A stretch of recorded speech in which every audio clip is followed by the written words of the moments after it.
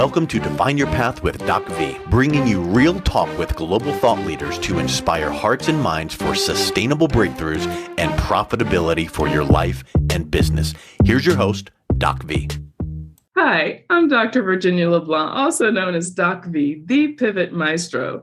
Welcome to the Define Your Path podcast for those seeking to define their own path into purposed entrepreneurship. This is a show about transforming perspectives, as well as inspiring and motivating you to think without a box by exposing you to global thought leaders as my guest today, and change agents and legacy builders across industries on how exactly they successfully define their path in life and business to profitability and sustainable wins. At Defining Paths, we operate in truth, transparency, and love to help you navigate the waters of your life and put you back in business. And the Define Your Path podcast is no different. It all starts in the mind. Will you be the captain or the crew is the question. Folks, I am so excited for you to meet my spotlight today. She is absolutely magnificent, and the area she works in is truly unique. My guest is Joanna Rawbone. So let me tell you a little bit about her, okay? So Joanna has always known that she was different from peers, friends, and even her family. And in her 30s, she discovered how she was an introvert. So some of you might be wondering, okay, so what's different? Wait, I'm going to tell you more. With more than 3 decades working as a trainer and consultant, with thousands of international clients, Joanna saw just how problematic this bias is within organizations, negatively impacting employee engagement, retention, and productivity, as well as the well-being of employees. Through her business, Flourishing Introverts, I love that name, she champions the cause of introverts and promotes positive action to address the extraversion bias, and there is such a thing. Through her one-on-one and group coaching programs, Joanna Rawbone enables individuals to recognize their natural strengths so they can fulfill their potential without pretending to be something they are not. And that is super important. Joanna, you are doing a tremendous work. Welcome to the show. Thank you. It's a real pleasure and an honor to be here with you, DocV. I love it. I love it. And I believe you're my first international guest since we've launched the podcast. So thank you so much. Coming from the southern part of the beautiful United Kingdom, we look forward to hearing your story and how you faced your fears to love the skin you're in and pivot into pursuing your passion and soul purpose. So in this podcast, we like to keep it simple. So I'm going to remind the audience, we have 2 questions, and then we just kind of riff on those 2 questions.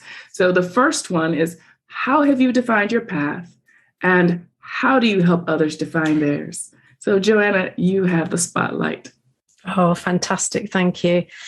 And it's been a very long and sort of tortuous route for me, really, defining my path. And I'm 64 now, and I must admit, when I got into my 50s, I began to wonder whether I was ever going to really understand my true path.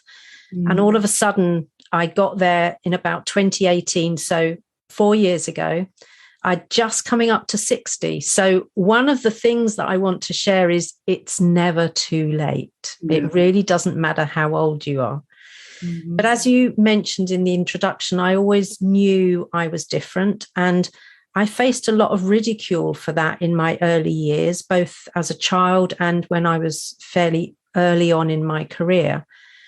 And eventually I found something I love doing, which is training, coaching, and consulting, and as a facilitator of both small and large groups. Once I got there, I knew I'd found what I wanted to do basically for the rest of my life. Mm-hmm. And I was working with many international organizations right around the globe. And there was one thing that I always noticed wherever I worked, and that was that the quiet ones, wherever I was, were the ones who were overlooked and undervalued. They kept their head down, they were doing great work, but they didn't get the opportunities that the more outspoken, the more outgoing people got. And I finally got mad enough because, as you've mentioned, I found out in my 30s that I was an introvert. So quite late, although I'm now working with people who it's until their 40s and 50s before they find out that they're not broken or in need of fixing. They're just an introvert. Mm-hmm.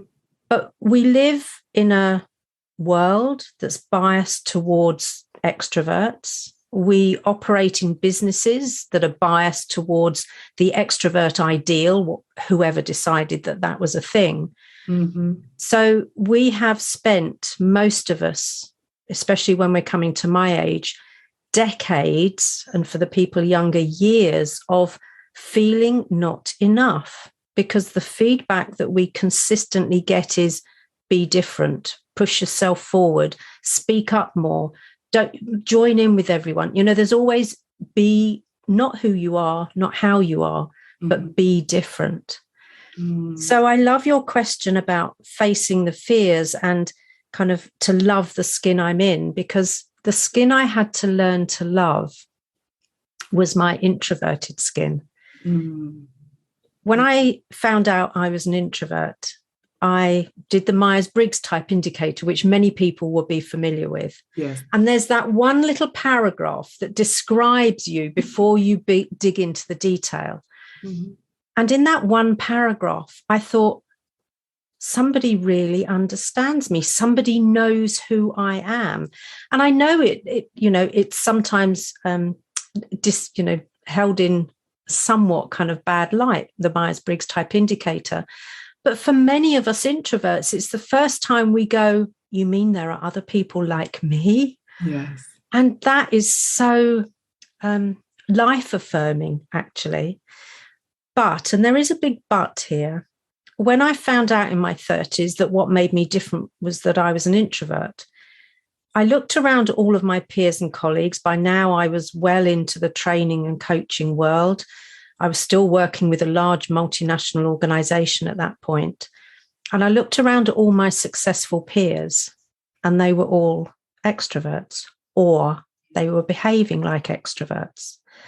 So I then made a foolish decision, I now know, but I didn't know any better at that stage, which was to pretend to be more extroverted in order to fit in and get on.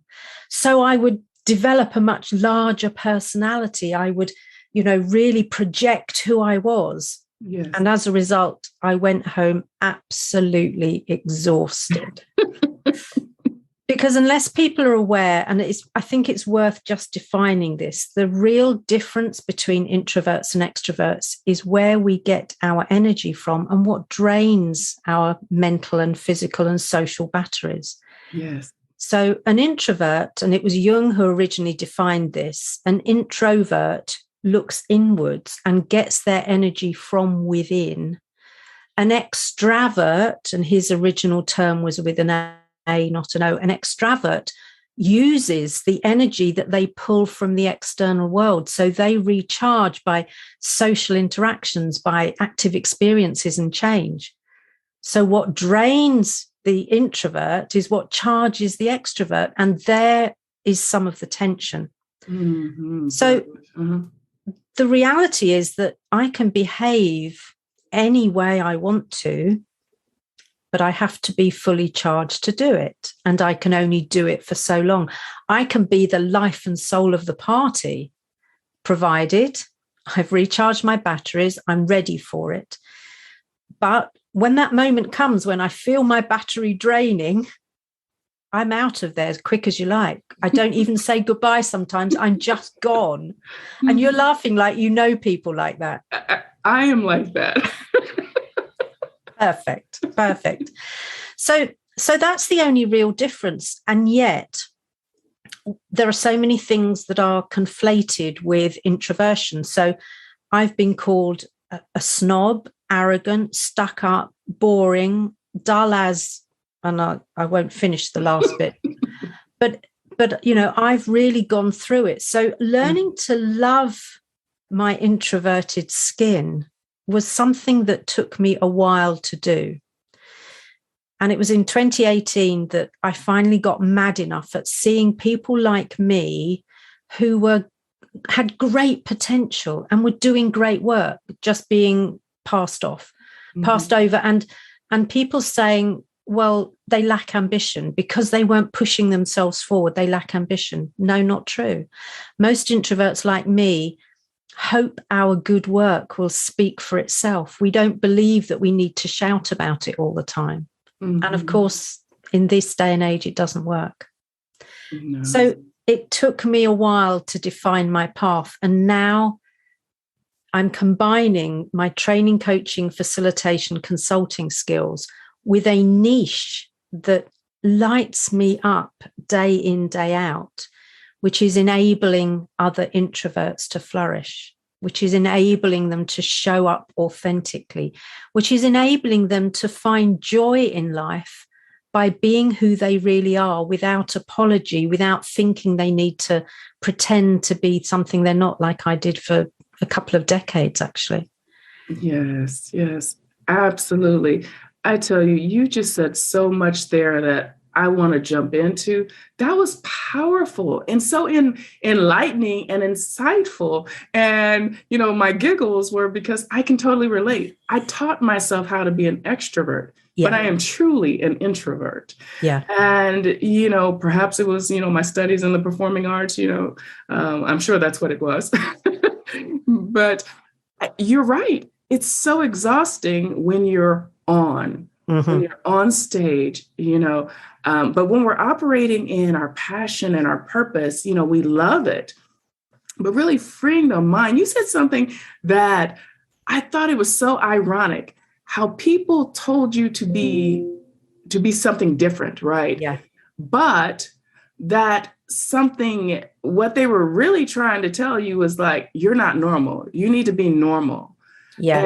And introverts are who they are.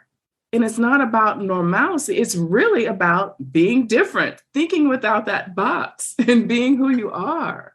Absolutely. And we're now starting to recognize that introversion is an element of a neurodiversity. We are wired differently. It's not that we choose this. We are actually wired differently. The functional neuroimaging studies show that the brains of introverts and extroverts light up differently when they're stimulated in the same way. So with so many organizations being so proud of what they're doing for the DEI agenda, actually we need to recognize that this is an aspect of neurodiversity, and don't crow about it until you've taken this into account, because up to 50% of any population identifies as an introvert. In the UK, the figures are about 40%, 48% of us identify as an introvert. In the US, it's about 51 to 52%. Wow. Now, from my perspective, looking across the pond, the US population in general, huge generalization, seems to be more extroverted to me, which means that there are even more people pretending to be something they're not in the US than there are in the UK. Yes. And that has to stop. That has to stop. So right. And that is a very astute observation. I love the thought of attaching this to the DEI initiative, because that is a huge thing here in the US. And for those who don't know what that is, it's diversity, equity, and inclusion. Yeah. I love that thought. So let's talk about how you're helping people define their path. Or if there is, if you do want to continue the conversation on how you define your path, please feel free. I may flip-flop between the two because they're almost inseparable, actually, because the more I'm helping people find their path, the more it's crystallizing my own thoughts and understanding and my own thought leadership. So Isn't that wonderful? Yeah, the two are inseparable. Okay. What I realized is that because, like me, so many end up feeling not okay, believing that there's something wrong with them, that they're broken or in need of fixing, it can damage self-esteem. It can really sort of take the wind out of our sails, damage our confidence, and mean that to use Marianne Williamson's phrase, we play small. Yes. And just because we are quiet does not mean that we need to play small. We have so many gifts and talents that this world needs. Right now, we need more people to listen, and to listen not just to what's being said, but to what's not being said, to notice those things. Yes. And they're some of the things that introverts are particularly good at. Absolutely. So there's something really powerful here. And where I start is helping people own their introversion without apology, without shame. And I could go into a whole thing from Brené Brown about that. You know, there is no shame in being an introvert. But what we need to do is we need to stand up to the bias in the same way that we're standing up to every other kind of bias in the world. We need to stand up for this. But because we're quiet, it takes a bit more effort. Yes. But we need to do it for the 50% of talent that's being left on the table because we're not enabling them to reach their potential. So the first thing for me is about helping people understand that difference, helping them own their introversion and see the true gift that it is rather than the handicap that some people think it is. And then it's about helping them find their strengths, their true strengths. And I'm a big fan of the kind of work around positive psychology here when it comes to this, that a strength is not something you're good at. It's something you're good at and you love doing. Yes, absolutely. Because a strength is something that I can do to a consistently high standard over a long period of time. There are plenty of things that I'm really good at and I don't like them, which means if I'm in the right mood, I can do them. But if I'm not going to be consistently a high performer at it. Yes. And so many times, I think in life and in business, people are told what their strengths are because someone's making commentary about what you're good at. That doesn't make it the same as a strength. Correct. Mm-hmm.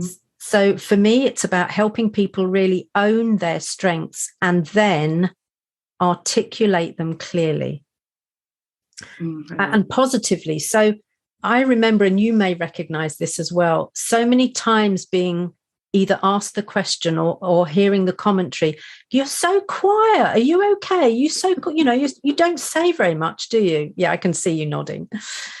And in the past, I would have mumbled an apology to that. Not now. So now I say, thank you for noticing. You know, as an introvert, one of my absolute strengths and gifts is really being able to listen to what people are saying and assimilate ideas. And so the way I do that is by really being quiet and listening and contributing when I have something of value to add. So thank you for noticing. I really appreciate that. That is brilliant. Yes. And it makes such a difference so rather than the mumbled apology that would have compounded that thing about there's something wrong with me. Oh, no, there's not. Just watch me. And it's so important that in helping introverts find their path, whether that's as an entrepreneur, whether that's in business, whether it's in their family and their relationships, it's actually about them really finding those strengths, articulating them positively so that they can then play to their strengths fairly consistently. And that, for me, is the big way in which I help people find their path. I'm helping them own their introverted skin. I tell you what, Joanna, that is what you're doing is light and life. You are shining unapologetically. You know, those figures you've thrown out, I'd never thought to research, what percentage of, the UK or the US is, are actually introverts. And I was too busy most of my life wearing masks, like you were saying, pretending to be an extrovert by nature when I was not.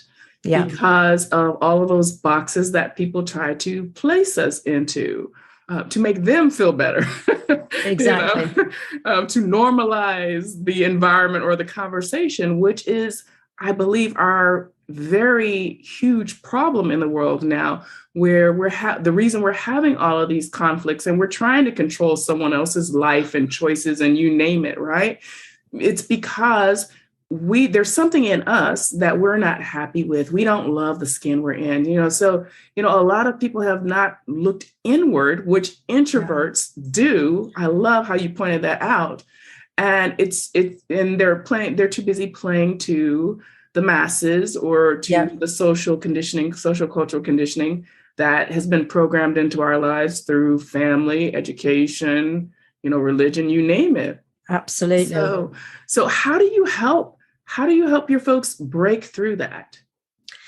We start by looking at limiting beliefs, actually, because so often the years or decades of being told has got those limiting beliefs firmly entrenched in their minds. Yes. So I have a process where I help them flip their limiting beliefs. And what we help them do is find liberating beliefs that are grounded in reality. Because you can't just say, I don't know, if my limiting belief is I'm no good at presentations, a liberating belief is not, I'm great at presentations. It doesn't work like that. It does not work like that. But a liberating belief that's grounded in reality starts with, actually, I take care to be of service to my audience. So when I'm presenting, I may have a slower pace. I may be more measured, more considered. And that's because what I'm doing is I'm enabling the audience to connect with and engage with my content. It's not the big me show.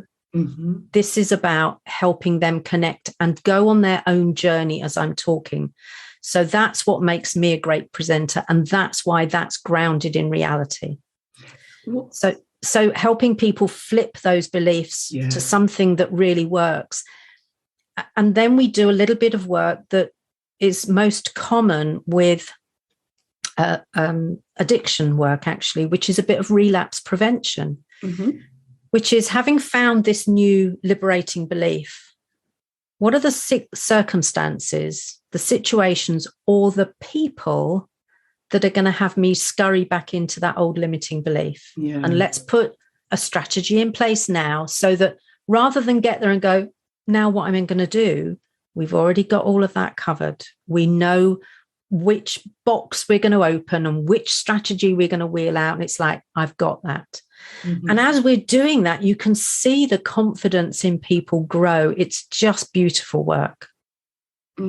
Sounds like it. And if you're like me, which, I feel a kindred spirit across the pond, we love that. I mean, it's light and life to us, to see the transformation in others and just that revelation, after they, and then they move into that reconciliation piece. And then it's like their rebirth, their renaissance, and they finally come to, what I call the true you, their authentic self, and just own and embrace it. Oh, absolutely, absolutely beautiful. And that authenticity is so important. And I think many introverts may end up feeling a bit of guilt or shame because they realize they've been compromising who they are in order to fit in order to satisfy this extrovert ideal, which is a nonsense anyway. So when we release them from that and enable them to be their authentic self, it is like, either the butterfly emerging. The analogy I use is the dragonfly rather than the butterfly, because the dragonfly typically sheds its skin at least 7 times, depending on its specific species. Wow. So it's not just one big mush and then here I come out beautiful. Yes. It's like shed a skin, shed a skin, shed a skin, grow a bit more, shed a skin, grow a bit more, until ultimately I reach my kind of dragonfly outcome. Oh, I love that. And for me, that ties in with my approach working with people is a kind of marginal gain approach, a bit like David Brailsford did with his, Olympic cycling team. Transformations don't have to be earth-shattering. Transformational change can be those little things that we do and embed and then improve on, and just those incremental changes. And that's, for me, the dragonfly analogy. Let's make an incremental change. Let's stick. Let's make sure we hold on to it before we make the next one, So the other thing that I've realized working with introverts is that don't push us outside our comfort zones. I tire of how many people say, nothing good happens in your comfort zone. If you want to do anything, get out of your comfort zone. Well, yeah, for some people that may work really well. The majority of introverts I've worked with, if they're thrown out of their comfort zone, they get scared, things go wrong, they come scurrying back in, probably never to see outside that comfort zone again. So what we do is that we actually get them to map their comfort zone so that they know what's deep at the heart, what's at the outer edge, what's just beyond that outer edge, and what's way out there. Yes. And then what we do bit by bit is move them to that outer edge and just beyond, because every time we do that, we're expanding their comfort zone until they look back over a 12-week program or whatever we've done and can't believe how far they've moved, because none of it felt scary. None of it was a real threat. None of it had them retreat. They coped and managed with it all beautifully. Oh, that is brilliant. So you're helping to slowly shift their perspective and allowing them to get comfortable according to their schedule, their, feeling, their emotion, their progress. I love it. I love it. Thank you. I love it too. And that's why I should be doing this until I turn my toes up, Dr. V. I really will. And with the passion that exudes from you, I have no doubt that you will be. But let's not hasten that. But it does point to what I have as one of my mantras, which is purpose plus passion trumps fear. Yes. And, there's nothing wrong with feeling fear, but what we need to do is find a way through and past it. Feel it by all means, but don't let it have us stuck. And for me, it's purpose and passion that moves me past that. Absolutely. I tell you, I recognize the kindred spirit, the kindred soul, because I talk all the time about purpose, identifying your passion and walking toward and finding your soul purpose and embracing your fear. Because when you do that, it becomes your ally. And I love how you slowly progress the introverts into embracing the fears, and they don't even realize it. No. It's a beautiful thing. Thank you. So I could sit here and talk to you all day, and I would love for my audience to continue to hear from you. But before we tell them how to continue hearing from you and how to connect with you, please, what is on your heart to share with them? What advice, guidance, saying, what would you like to share or leave the audience with? I think there's two things. One is that if you're an introvert, know that you are absolutely okay. You are enough. Yes. And just by really owning your introversion, you will start that journey to flourishing, because flourishing is a journey. It's not a destination. You don't get there and go, that's it, I'm done, I'm flourished. It's a choice we make every day, every moment of every day. And if you're not an introvert, but you know introverts, and you're now recognizing that perhaps some of the people dear to you, close to you in your life are introverts, understand. Don't say, actually, you need to go to more family things. You need to get out more. You need to do more. No, understand and talk with each other about what each of you needs. Then you'll start to understand where those differences are, and you'll be happier as a result. Absolutely. Beautiful. Joanna, thank you so much for being our spotlight today. It was my absolute pleasure. Thank you. You just left us with so much to think about, so many diamonds, nuggets, wisdom. Thank you. Audience, I want you to be sure to follow Joanna Rawbone on social media or connect. Joanna, what's the best way for them to get in touch with you? The one-stop shop almost is my website, which is flourishingintroverts.com. There you'll find my TEDx talk, my podcast, my TV show, my occasional musings, any courses. There's lots of freebies there. There's a quiz that helps you understand your type of introversion, because there are 6 different types and many blends. So everything you can find there. Excellent, folks. Follow Joanna. Go to her website. There's ton for you to dive into. You'll be able to read her full bio and connect with her also from the Define Your Path podcast platform. And as always, be sure to visit our virtual home to see what we're up to at Defining Paths. You can reach us at definingpaths.online. PATHS.online. I am DocV, the Pivot Maestro, and always your corner woman. Folks, be true to you. Define your path. And you will be transformed to be your own boss in mind, body, soul, and business. We'll see you on our next episode. And again, Joanna, thank you so much. You have been such a gift.